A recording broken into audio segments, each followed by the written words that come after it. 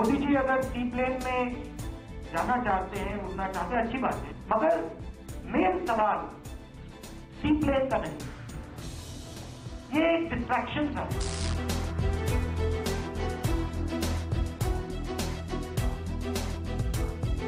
जिस भी मंदिर में मैं गया हूं, मैंने गुजरात की जनता के सुनहरा भविष्य मांगा है।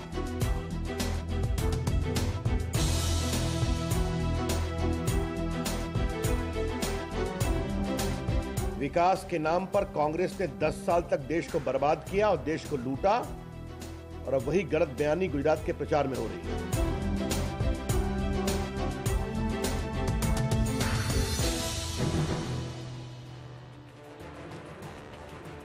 Well, a seaplane ride and a temple visit ended Prime Minister Modi's Gujarat campaign. Rahul Gandhi brought the curtains down with temple visits of his own and a combative press conference in Ahmedabad. All in all, the loudspeakers have fallen silent and the ball is now with the people of Gujarat. The Prime Minister may have taken the seaplane today, but during the course of the campaign, he's travelled over 28,000 kilometres by road. This is 8,000 kilometres more than his opponent Rahul Gandhi. A state election has become sort of a presidential runoff between these two as the local leaders have faded into the background. Over the next 30 minutes, we attempt to answer the key questions as the battle for Gujarat reaches its climax.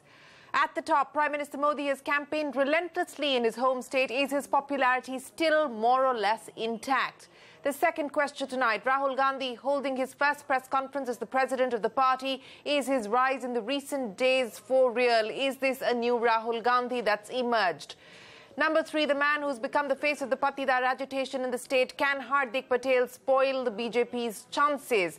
Number 4, once it was the most touted template for development, has the Gujarat model lost its sheen? And 5, will demonetization and teething troubles with the GST rollout prove to be a double whammy for a state government already facing anti-incumbency after 22 years in power? And finally, temples are clearly the favour of the season, with both Prime Minister Modi and Rahul Gandhi making numerous visits. Is the politics of Hindutva still more relevant in what is one of the most industrialised states in India? To discuss all of this and more, we're now joined by a special panel. Spokesperson of the Bharatiya Janata Party, Syed Zafar Islam, Congress spokesperson Priyanka Chaturvedi, the man who has his ear to the ground, Rajiv Pathak, the editor of ETV Gujarati, and our own Maria Shakil.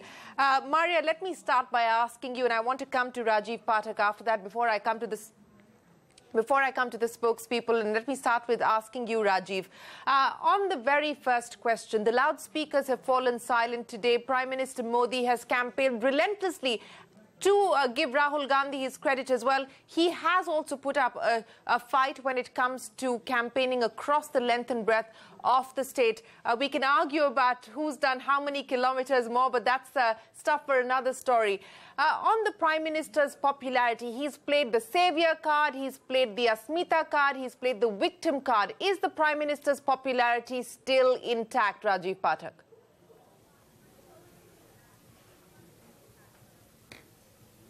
See, definitely for Gujarat elections, BJP, it is not important who is going to be the chief minister, but BJP has to campaign with the face of Prime Minister Narendra Modi, and that's why he has been the principal campaigner for the entire party. He has done maximum number of rallies compared to all other leaders. So definitely BJP is trying to encash. It is a established fact that Narendra Modi's popularity is still very much in Gujarat, and that's why BJP is also trying to capitalize on that.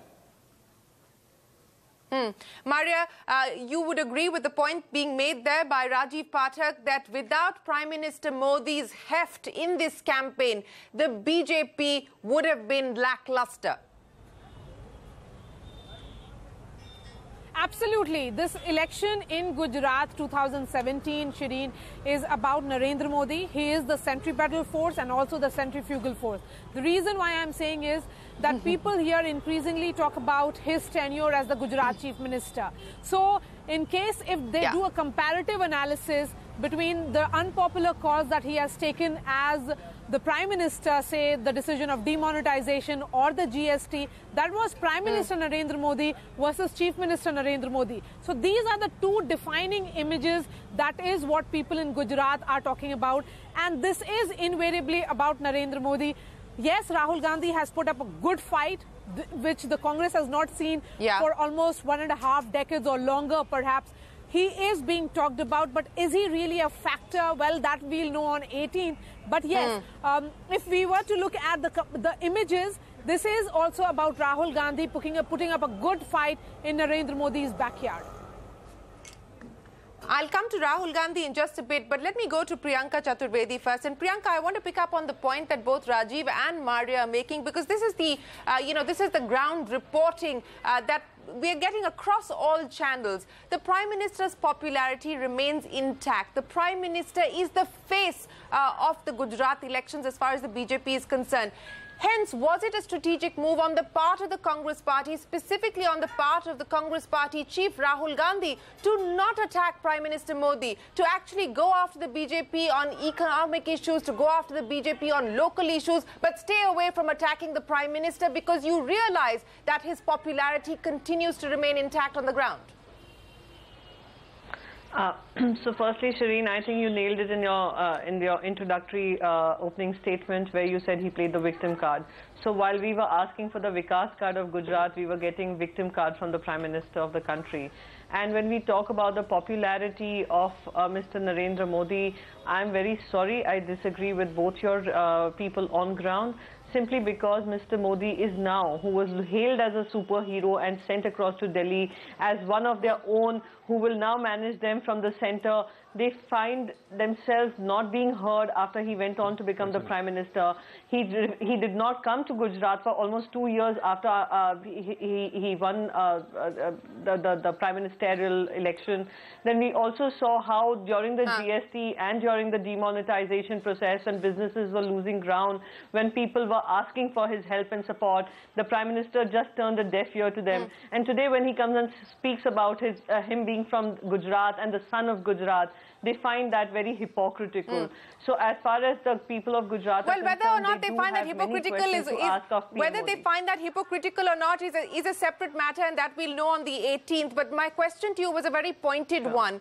The fact that the Congress decided not to go after the Prime Minister, but to go after local issues, to talk about Vikas or the lack of it, to talk about jobs or the lack of jobs, to talk about development or the lack of it, and not to attack the Prime Minister. Was this a strategic, deliberate move on the part of the Congress? Because you realize that it would backfire if you go after the Prime Minister. No, it has nothing. No, it has nothing to do with the strategy backfiring. It has simply to do with the people of Gujarat, not an individual coming out of Gujarat. We must understand that the development model of Gujarat has come despite and in spite of the government policies that Mr. Modi introduced. The only policies, Modinomics policies that he introduced in Gujarat has led to a wide amount of movements, social movements that we have seen, whether it is the Patidar Andolan, the Dalit movement. We've seen women ASHA workers out there protesting, high fees in schools, privatization of schools, the farmers feeling cheated. So this was the Modinomics model. So when he goes into the center and they hope that he would probably help them, that also doesn't happen. So there are loads of questions being asked of the Prime Minister. He's not answering any of those questions. So as far as Gujarat is concerned, it is more than an individual. And it is more about the people who are living there. They are the sons of the soil who are asking for their development. They're asking questions on what happened to the Vikas card that took Mr. Modi from the chief ministerial position to the prime ministerial position. So it is about the state. It is not about an individual. And that is what we are talking about, and that is what we are concentrating on.